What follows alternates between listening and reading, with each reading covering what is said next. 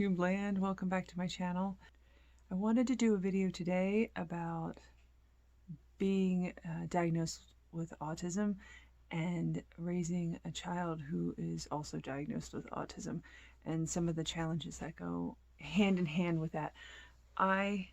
For those of you who have not met me, have been diagnosed with adult autism, and I have a son who's also diagnosed with autism. He's diagnosed in the educational sense and not the medical sense. He's still on a waiting list. He was evaluated by the school psychologist and was determined in that way to have autism, but to be formally diagnosed with a psychiatrist, he's still pending that. But in any case, his name is Lincoln, and he is almost 3. He'll be 3 in April. And he was diagnosed when he was 18 months old. He's been getting speech therapy ever since then. And actually has been progressing pretty well. He only knows a handful of words, but he understands a lot. He's able to respond, act on whole sentences. Like if I tell him that I want to take off his coat, he'll put his arms out for me to take his coat off. So he understands a lot of what I'm saying. He's getting better at following directions and at pointing. He just doesn't want to talk, and getting him to use the words. He'll say the words with a lot of encouragement, but functionally he doesn't really open up as much as we'd like for him to. So anyway, that's where he's at right now. He's probably, could say, functionally 7 words, maybe more. It's funny because there was an incident where he walked across the stove. We have a glass stovetop, and it was still warm. Thank God it wasn't hot, but it was warm enough to burn the bottoms of his toes on his one foot, because he stepped on it, and we quick pulled him off right away, but it was enough to cause him to get some blisters on his foot, and he just responded very poorly to that situation. And oddly, a lot of words I didn't know he knew came out during that time, like owie and stop and it hurts, and I was checking off all kinds of lists, like, oh, so I think he's capable of saying a lot more than he really wants to. He just gets along well without it, but I'm finding that I'm having challenges also encouraging him, which is one of the first points I wanted to mention. So since he's been in speech therapy, what's been encouraged to me is to repeat words often, use bright, cheery expressions, say the words very engagingly, like cup, cup, and show him cup, cup. And that's really hard for me to do. Really hard for me to do. And it takes so much forced energy. It's been a long time since I had to mask to that degree that I forgot how exhausting it can be to do that kind of masking. Because at home, for the most part, I don't mask much at all. Maybe sometimes around the little ones, but not much. Only when I get really anxious or panicky, I try to internalize that. But my normal baseline, I don't really do masking. So to perform like that for him is definitely like akin to masking 100%, and it's just so exhausting. And it's so hard for me to, if you can hear him, he's in the shower right now, which I'll get to why in a little bit. But anyway, yeah, it's just so hard for me to perform like that all the time. And so I feel like I'm doing him a disservice because I'm not able to engage with him as much as I could or should. And I wonder how far along he would be if I would be able to talk to him like that all the time. But it's just not possible. I will go insane. I find that my self-interests are very important to me. My special interests, I like to do them every night. I have a routine. I kind of talked about it in my last video, but I'm learning to play piano. I like to play my mandolin. As far as instruments, I like to exercise every night. I like to journal every night and cross stitch. And these are very solitary things. These are the things that comfort me and soothe me and help with my stress and anxiety. It's kind of my reward. I work very hard throughout the day and stay very focused on tasks at hand, whether it be at home or at work. And so when the day gets done, like 5, 6, 7 o'clock, and it's time to come up to my room, to my bed where all my things are, my comfort things, I get very excited to have that solitary time. And it can be challenging when I have a son who constantly needs to be put before everything else. So it's just important to not be afraid to put down the things you're working on and come back to them. My son is very attached to me. So the option of allowing me to take time away is minimal. If I leave him with his father, he very quickly seeks me out. If he is kept from seeking me out, he will cry. If he cannot find me, he will cry harder. He has some separation issues regarding that. He wants to be with me all the time. So I found adaptability is the only way to cohabitate with everybody in a loving and de-stressful manner. Is that word, de-stressful? You know what I mean. So if he wants my time, and quite often he will make sure it is known, he will put himself right in my face, he will climb all over my head, he will lay on top of my projects, kind of like a cat, I think. So if he wants my time, I have to give in. Like sometimes I try to shoo him off, but if he's insistent, and I know he's insistent when he gets to that point where he's laying over top of me or my things, then I know I need to set it down and just focus on him. My son, I'm very blessed with a son who is very affectionate.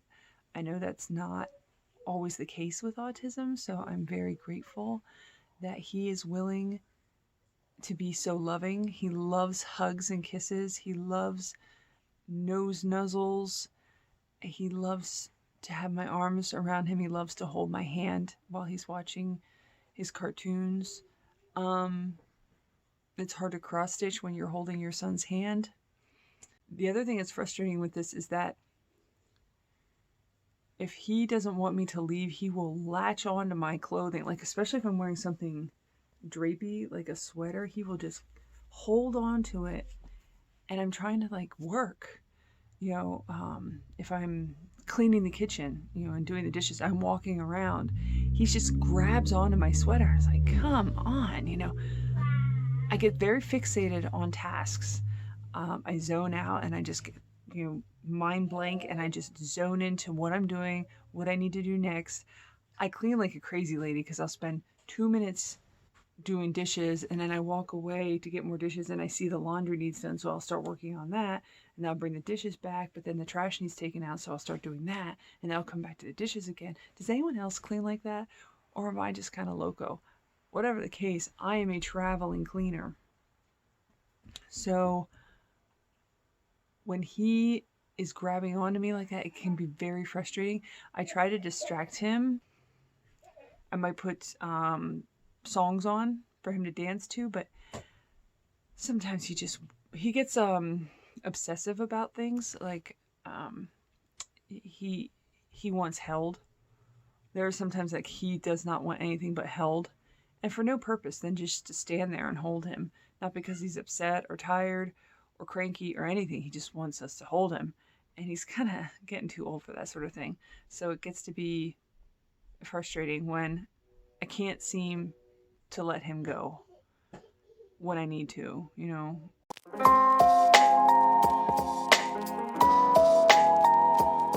A problem that I have is anxiety, facing my anxiety and my stress with him, because sometimes his energy, he has so much energy. Like, there are times that he's just so energized that he just runs back and forth from one end of the room to the other, just laughing and laughing, and he's the happiest kid in the world. But his energy and his constant go, go, go can be really anxiety inducing. And I don't know if this is just me or if this is other people too, but when I get anxious, no matter the reason, once that anxiety is triggered, it takes a lot to calm it down. Usually about 30 minutes or more, depending on how anxious or stressed I get. It could take a while to calm it down, even if the crisis is abated, even if it's like a misunderstanding or something, it wasn't even a big deal. Once that anxiety is triggered, it's there and it just can't seem to go away on its own. So I try to do those things that soothe me, but then again, if you refer back to my second point, a lot of times those things get interrupted and thwarted. So it's not always easy to cope when he's kind of turned on, I should say, like a light switch. He's bright and crazy and powerful.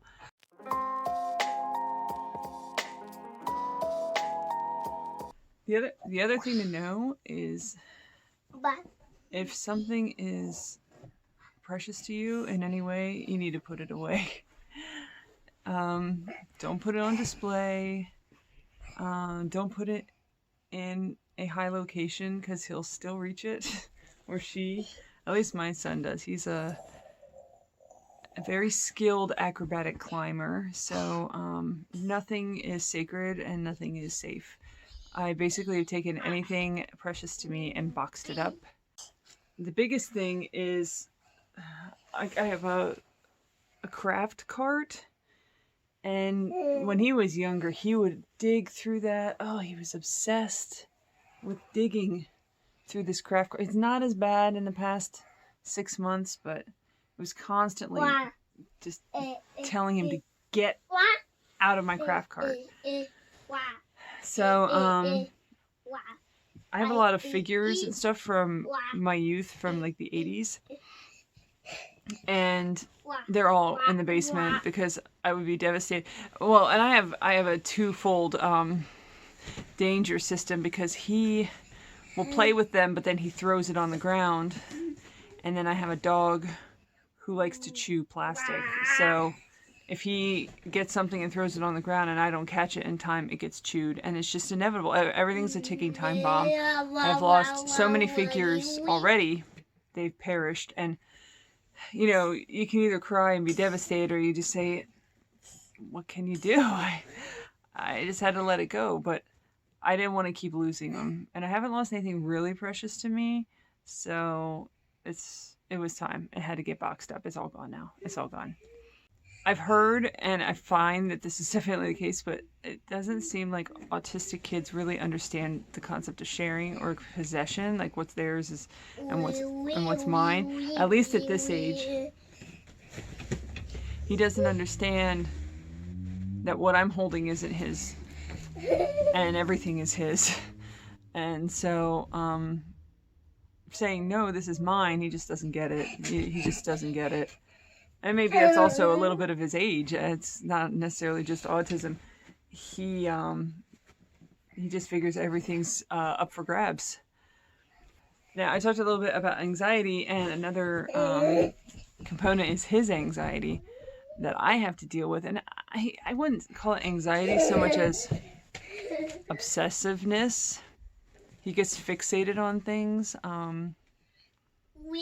If he wants something, he will not stop trying to get it. Like we visited my mother-in-law and she had chocolates in a bowl on her counter which he couldn't reach, so he just did and tried whatever he could to get up there. Like the whole time we were there, he was trying to find strategies to climb up onto that counter to get those chocolates, and there was no deterring him. He just couldn't think of anything else. If there's an item I have that he wants, he will obsess over it until I relent and give it to him. So, like I said, it's better to just put it away. Sometimes he wants to watch TV, but he can't decide on a cartoon, and it becomes like a roulette of remote control. Like he hands me the remote control, I put something on, he hands me the remote control again, which is his indication that he doesn't like what I put on, he wants something different. And we could go that way for an hour or 2 hours, and everything I put on he'll be unsatisfied with, and he just gets more and more frustrated. And I don't know exactly what it is he's searching for during those times, but I find that the best thing to do is just turn the TV off. Because it gets so stressful trying to appease him. And it's like, I don't know what you want. I don't know what you want. And he gets upset, I get upset. So compromising, I guess, is the big takeaway from this whole segment, is to know that you have to give up a little and he has to give up a little for you both to be comfortable in your own spheres. The other thing I have a problem with him, and I think with other kids his age, is he doesn't like poop in his diaper. He doesn't like the feeling of it. As soon as he poops, his hand is down his diaper and he's trying to scoop it out. Unfortunately, he has not decorated any walls with it. Sometimes he gets it on his hands and he touches his toys and things. I have to wash his toys off, but he's not a Picasso, which I'm grateful for. But fortunately, also, he poops around the same time every day, if that's not TMI. So I know when to keep an eye on him and try to be vigilant, but his hand is always like right in there as soon as he goes. And so mostly we put him in the shower just to clean the whole mess up. We have to shower him every time, which he loves, fortunately. That's where he was now, because we just had a messy diaper. But I feel like a lot of times the things he does is purposeful. There is method behind all the madness, and this is another example, because he does not like the wipes that I was using. Somebody else used one for to wipe something off, and they said it kind of burned their skin. So I think that his skin is too sensitive for the wipe brand, the baby wipes I was using, and that's why he was like trying to deal with the poop on his own without me having to use wipes. At least that's my theory. But it does seem like every time he does something odd, when we think about it, we realize he's doing it for a reason. So if you have a little one that's giving you a lot of grief because of some odd behavior, just think about the purpose, what purpose it might serve, because it might be that they're doing it for a reason and not just because they're being goofy.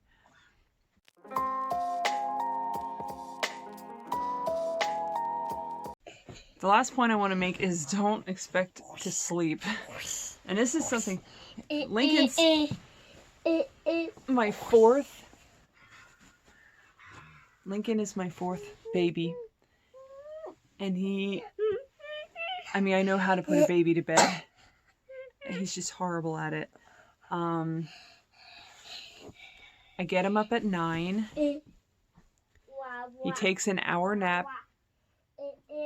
He stays up for like 6 hours. He takes an hour nap around 3. I wake him up after an hour. He goes to bed at 9, 10 o'clock.